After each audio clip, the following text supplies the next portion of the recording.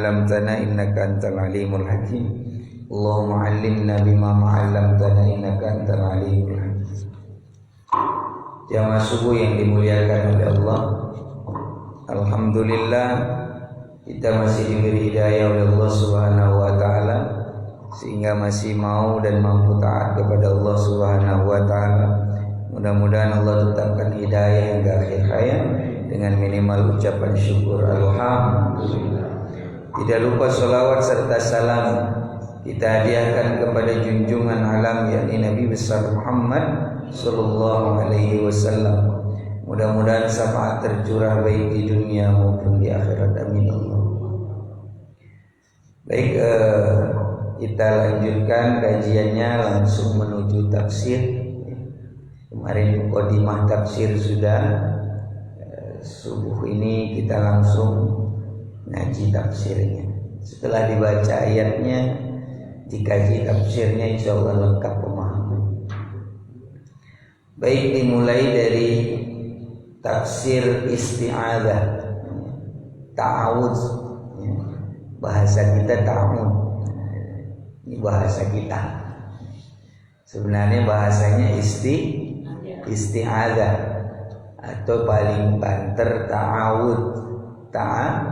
Ta'awudz bukan ta'awudz. Lebih tepat dalam ilmu tafsir disebut isti'adzah. Ada isti'adzah, ada istighosah, ada istighfar. Isti'adzah yaitu a'udzu billahi minasy syaithanir rajim. Kita bahas itu tafsirnya. A'udzu billahi minasy syaithanir rajim. Ya. Tafsir ta'awudz atau isti'adzah ini adalah khilafiyah ulama dibacanya dulu. Ada yang membaca sebelum Fatihah, ada yang membaca sebelum takbiratul ihram, ada yang membacanya setelah takbiratul ihram. Ini ta'awudz yang di dalam kalimatnya ada tambahan sebagian ulama. Makanya mungkin pernah dengar a'udzu billahi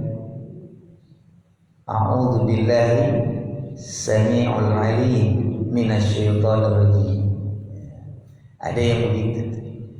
Ya, yang umum a'udzu billahi minasyaitonir rajim. Ada yang ditambah a'udzu billahi samii'ul 'aliim minasyaitonir rajim. Ini maknanya adalah perlindungan. Dalam riwayat disebutkan lindungi diri dari beberapa godaan syaitan baik sebelum sholat maupun dalam sholat. Di dalam sholat juga banyak godaannya. Ada sebagian ulama bersepakat bahwa iftitah itu bagian daripada perlindungan sholatnya. Nah itu maka jangan meninggalkan iftitah. Jadi ta'awudz ini tafsirnya adalah perlindungan dari syaitan yang terkutuk. Nah, itu ta'awudz, isti'adzah. Berbeda pendapat ulama membacanya sir atau jahar. Sir itu pelan, jahar itu nyaring. Pelan atau keras ini berbeda pendapat. Bahkan ada yang tidak sepakat dibaca, yaitu Imam Malik. Mazhab Maliki tidak wajib baca. Dalam mazhab Syafi'i ada yang dibaca pelan, ada yang dibaca jahar. Atau bahkan ada yang dibaca setelah rakaat pertama nggak baca lagi pertama. Kalau bismillah nanti setelah ini bismillah. Kalau bismillah masuk dalam suratul Fatihah. Sepakat sebagian ulama tidak dibaca, hanya mazhab Syafi'i yang dibaca.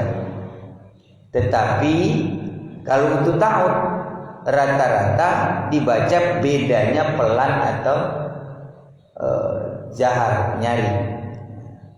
Jadi kalau dengar di Masjidil Haram itu rata-rata mazhab Maliki, itu bacaannya tidak diperdengar. Bahkan mungkin Anda pernah dengar Imam Masjidil Haram bacanya pelan.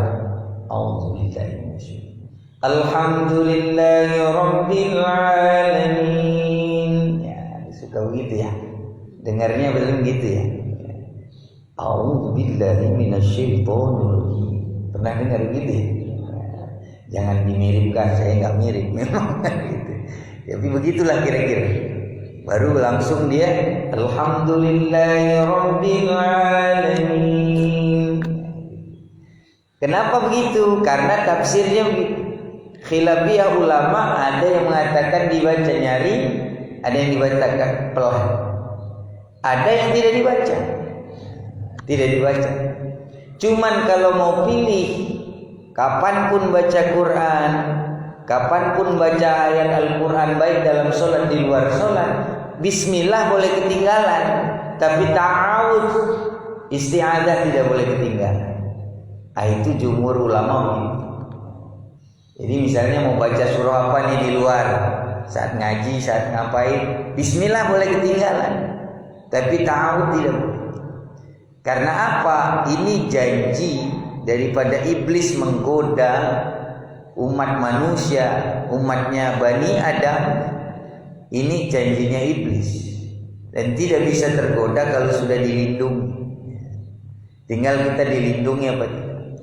Minta perlindungan kepada Allah Subhanahu wa ta'ala. Itu tentang ta'awud atau isti'adah. Baik, kita masuk tafsir suratul Fatihah. Suratul Fatihah. Terlebih dahulu kita kenal dulu nama-nama suratul Fatihah. Dalam ilmu tafsir dijelaskan Fatihah itu banyak namanya. Ada disebut Ummul Quran, ada disebut Fatihatul Kitab, ada disebut As-Sab'ul Mathani, 7 ayat yang diulang-ulang minimal berapa kali sehari? Sholat wajib minimalnya, sholat wajib 5 kali. As-Sab'ul Mathani, Ummul Kitab, Ummul Quran, Fatihatul Kitab, As-Sab'ul Mathani. Bahkan ada yang menyebut bahwa itu Al-Quranul Azim. Quran itu ya Fatihah, karena semuanya numpuk di Fatihah. Nah, ini siapa yang baca Fatihah dalam diskusi disebut, maka dia sedang berdialog dengan Allah. Berdialog dengan Allah. Jadi Allah membagi Fatihah itu 2 bagian.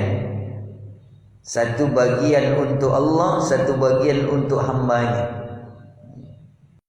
Itulah dialog kita dengan Allah. Jadi kapan nyambungnya kita sholat jadi Fatihah. Yang lain itu hanya bagian daripada penghambaan, tapi penyambungannya Fatihah. Nah, jadi rukun yang lain selain Fatihah itu hanya penghambaan, tapi ini dialog langsung, yaitu suratul Fatihah. Tanpa berpanjang kita mulai ayat yang pertama, yaitu khilafiyah ulama, bismillah ini termasuk ayat Fatihah atau bukan. 3 pendapat mengatakan ini bukan. Maka jangan aneh, rata-rata di Jazirah Arab tidak baca bismillah. Cuman mayoritas di dunia makainya mazhab Syafi'i. Nah, mazhab Syafi'i pakai bismillah kalau bacaannya. Tapi kalau bismillah ini bagian daripada pembeda surah dengan yang lain, ini hadisnya dipahami seluruh. Jadi bismillahirrahmanirrahim itu pembeda antara surah dengan yang lainnya, surah yang lain. Nah, itu bismillah. Sehingga kalau dalam membacaannya itu rata-rata 3 mazhab tidak membacanya.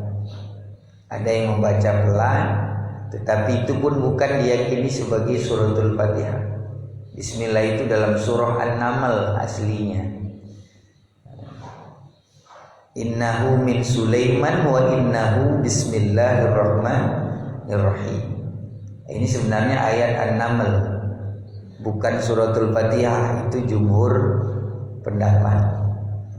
Tetapi mazhab Syafi'i mengatakan ini jelas, semua punya riwayat. Mazhab Syafi'i juga punya riwayat bahwa paling keras riwayatnya dari Imam Syafi'i adalah dari Abu Hurairah. Kata Abu Hurairah, aku adalah orang yang paling paham betul atau yang paling persis betul solatnya sebagaimana Rasulullah SAW.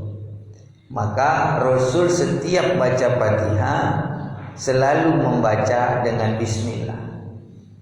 Jadi bismillah ini bagian dari suratul Fatihah dalam mazhab Syafi'i, dan itu diikuti oleh kita. Tapi kalau sudah mengerti begini tafsirnya, sehingga pada saat melihat masjid yang lain kok tidak pakai, jadi jangan aneh. Apalagi yang paling banyak tidak pakai. Cuman mazhab Syafi'i yang pakai itu dan nyari bismillahirrahmanirrahim. Rata-rata Indonesia juga udah mulai ikut banyak. Padahal Indonesia ini mazhab Syafi'inya kental. Tapi rata-rata sudah mulai berkembang ilmu bagus, sehingga ada yang pakai, ada yang tidak. Bismillahnya dan sebagainya. Baik, langsung tafsirnya. Bismillahirrahmanirrahim. Bismi ini adalah, kalau terjemahan dulu. Bismi itu dengan nama Allah, itu terjemahan. Kalau asalnya itu biismi, dengan nama Allah. Kalau asal bahasa biismi. Tapi orang Arab itu kalau ngomong males panjang, persis kayak anak-anak kota Malang sekarang. Ada bahasa yang disingkat, Wallace dibalik, padahal slow. Ini anak-anak zaman sekarang, Wallace padahal aslinya slow, dibalik-balik. Orang Arab pun begitu, malas panjang-panjang. Kita istilahnya apa? Gehu, apa itu? Toge, tahu. Arab pun begitu. Di Arab itu kalau nanya orang harusnya lengkapnya min aina anta. Tapi karena lidah malas panjang, bahasa Arabnya jadi minain. Padahal min aina anta, minain. Inilah lidah Arab. Jadi bedanya di sama seperti kita ningkat. Kemudian bismi ini asal katanya biis asal kata. Tafsirnya bikudrati, bukan bismi. Jadi kalau terjemahannya dengan nama Allah, tafsirnya bikudratillah, dengan kuasa Allah. Maka setiap yang dibacakan bismillah, insya Allah selesai urusan. Yang sesulit apapun, zaman dulu para kiai, para ulama, bismillah bisa terbang. Itu bukan sekedar nama, tapi yang dimaksud di situ bikudratillah, bi qudratillah. Jadi